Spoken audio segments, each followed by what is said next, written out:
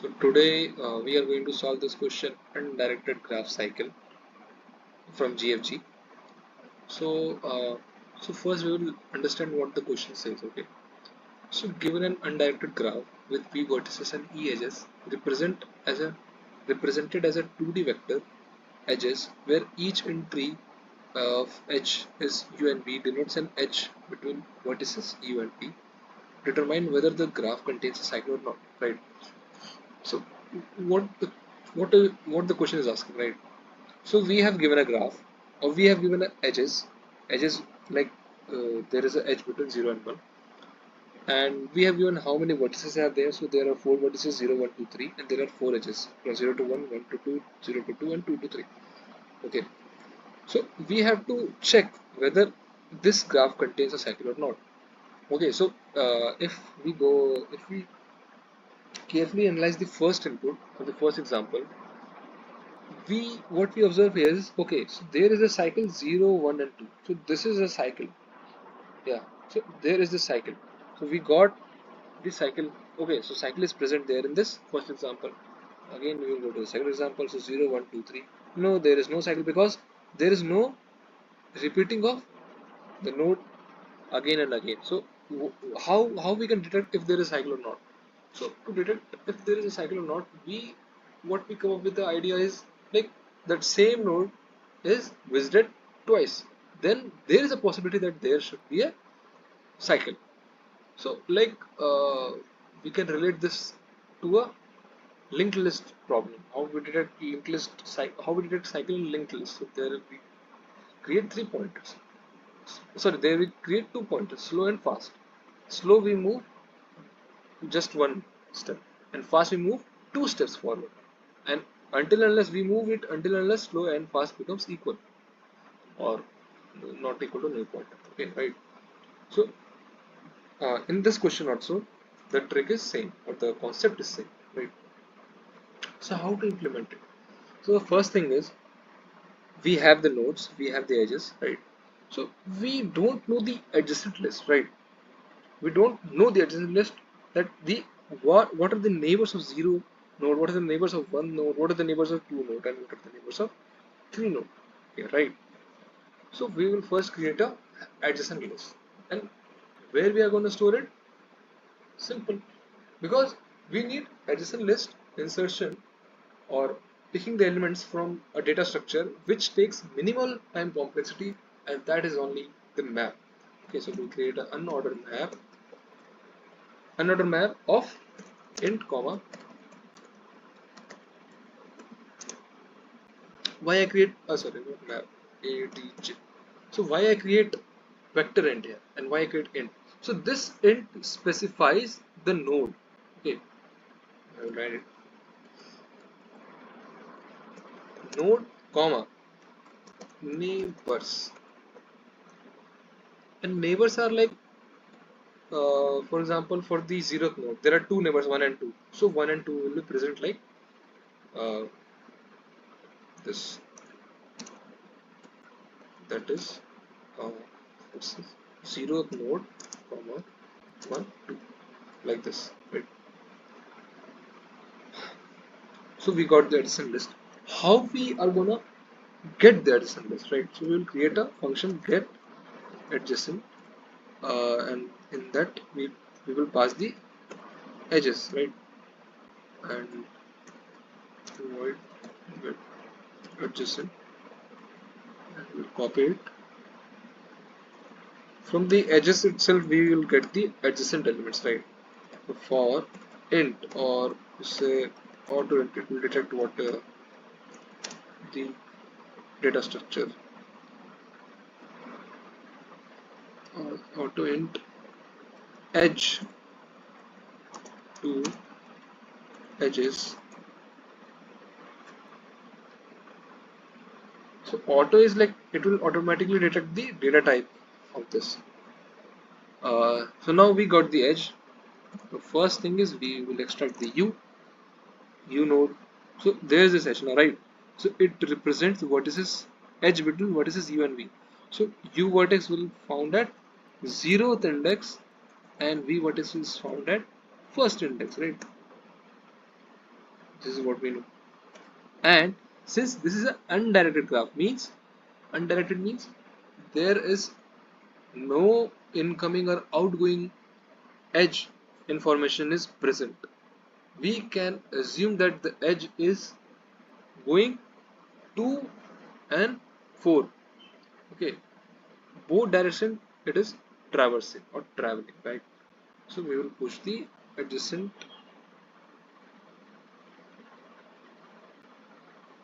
Yeah, okay, so J copy करो.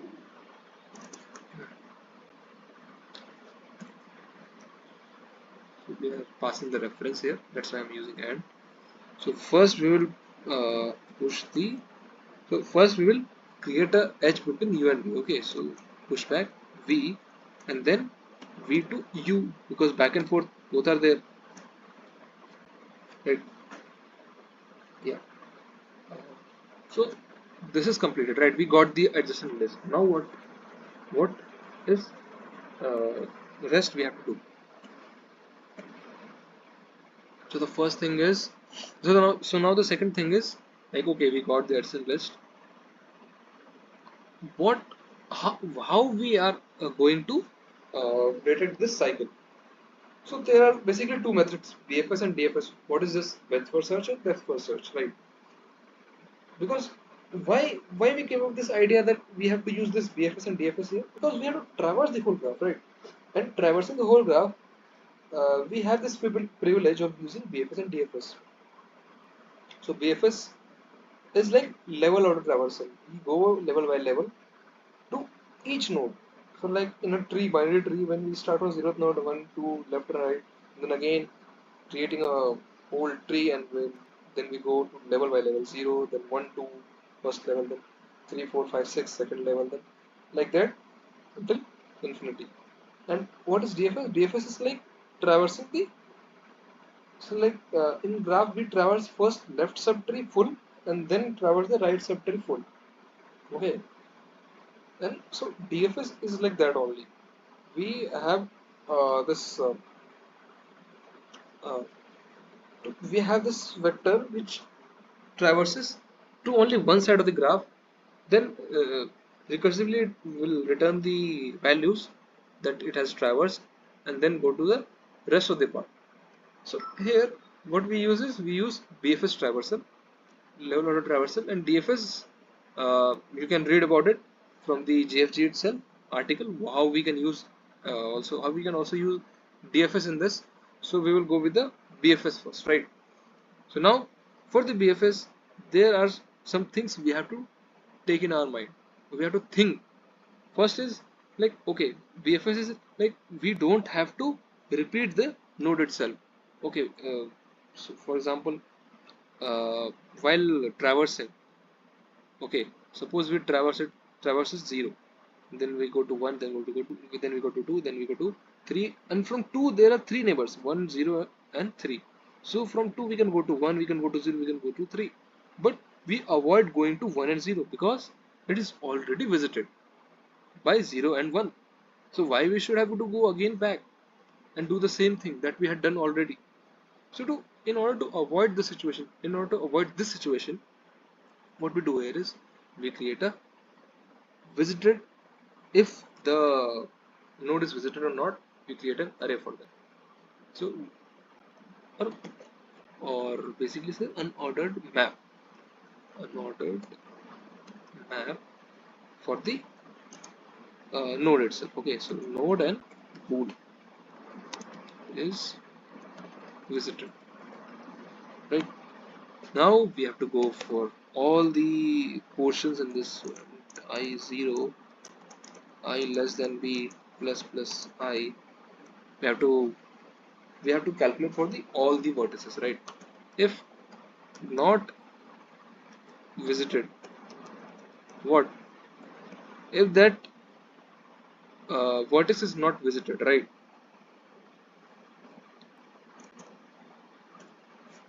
Then we go for BFS traversal. So what to include in that BFS? First thing is visited. Next thing is adjacent list. third thing is I, that node itself, right? Or we say if there is a BFS traversal, then we return true, because we have to detect cycle here, right? So we have to deal this with the Boolean expression. Okay. Now rule BFS. Again, copy the same things. By reference, you have to copy. This is how we should write codes in if we are working for a company. Right? Always use and for creating a reference, for creating a copy, not just changing the original list as well. What else is there? Addition list, right?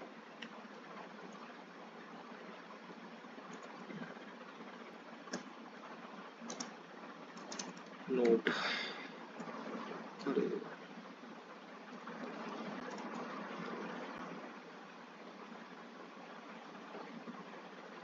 So, first thing. So while BFS traversal, what is the base case that comes to our mind, right? What is the base case? Or is there in a base case?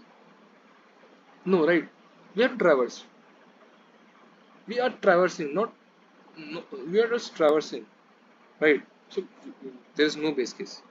So first thing is like try to understand here is, so here we have this for loop where we check if the node is already visited or not. And if that is not visited, then we do the traversal, right? And if the traversal is successful, then we know there is a cycle, so we will return a true. And how we know that it is visited or not? We have to set it, right? So it is visited of that node equals to true. Okay, so first that node we come up with we came up with was this first node that we set it to true, right? And then since we are since we are doing BFS traversal, we have to create a queue or data structure we have to use in BFS. Uh, if you don't know, then go read the article in GFG about this BFS traversal and DFS traversal both. So queue, and here how we are going to determine that okay, there is a cycle. So we have to. So there is this what you can say. This comes with the practice, or this comes with already a prior knowledge of this, that we have to get the parent node as well. Without parent node, we can't determine the cycle presence using BFS, right? Because the parent only knows, or like if we solve this, so there is this concept called in degree. So in degree means how many uh, edges are coming to that node. How many edges are coming to that node? This is what is called in degree. So we can also solve with this in degree as well. So right now we are doing this with parent node. So parent node determines if there is cycle or not, if it is not equal to the neighbor node, right? So so we have to create two int, right? Child and parent. Then we push the current node, and for the zeroth node there is no parent. So we set the parent to -1, right? So now in the queue itself, until it is empty, we have to traverse in order to get the values there. So int child queue dot front dot first and int parent second. Right, we got the child and parent. If okay, so now we got the child and parent node. Now what else? We have to visit the neighbors, right? How we can uh, get the BFS traverse without visiting the neighbors, right? You have to visit the neighbors. For int neighbors, the adjacent list of that what? what node we have to, like in the node itself uh, we have the what we can say is the neighbor nodes, right? So that is the child node. Okay, so the child node we have to get the neighbors. So from the child node we can get the neighbors, right? From the zeroth node we have two neighbors, 1 and 2, like that only I'm saying. So we got this node. If not is visited of that neighbor, right? If the neighbor is not visited, then make it visit. Okay, we have visited it, right? If it's not visited, then we are visiting it, right?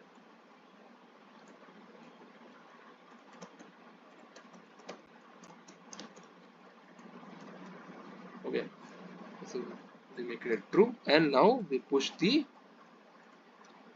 neighbor and its parent. What is the parent of that neighbor?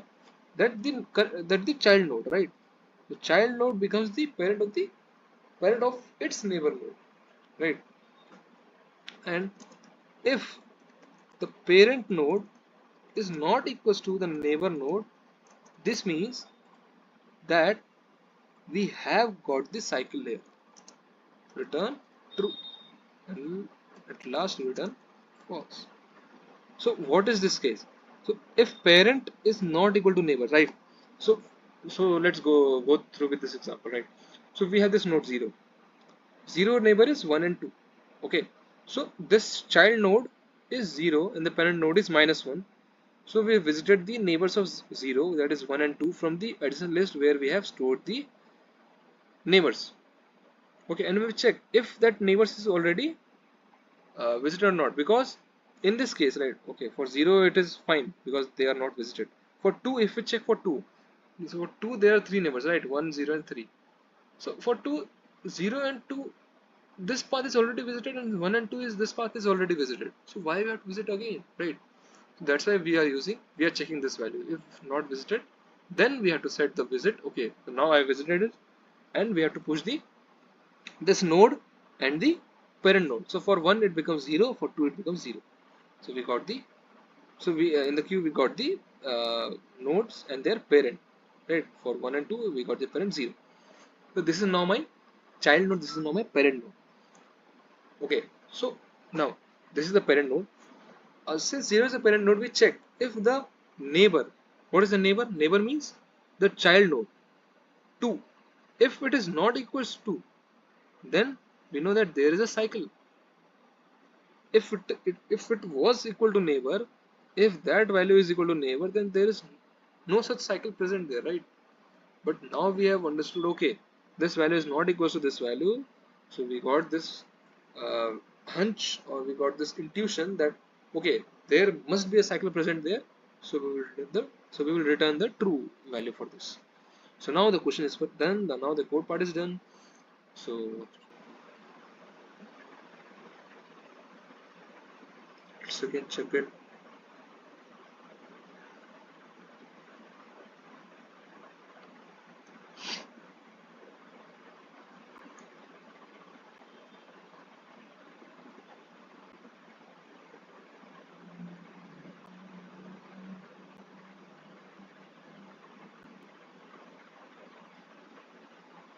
Okay, so all test cases are passed, right?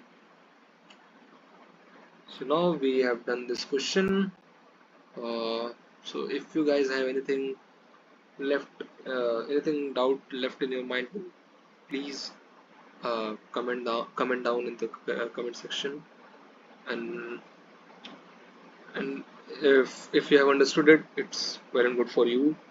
Uh, and thank you so much.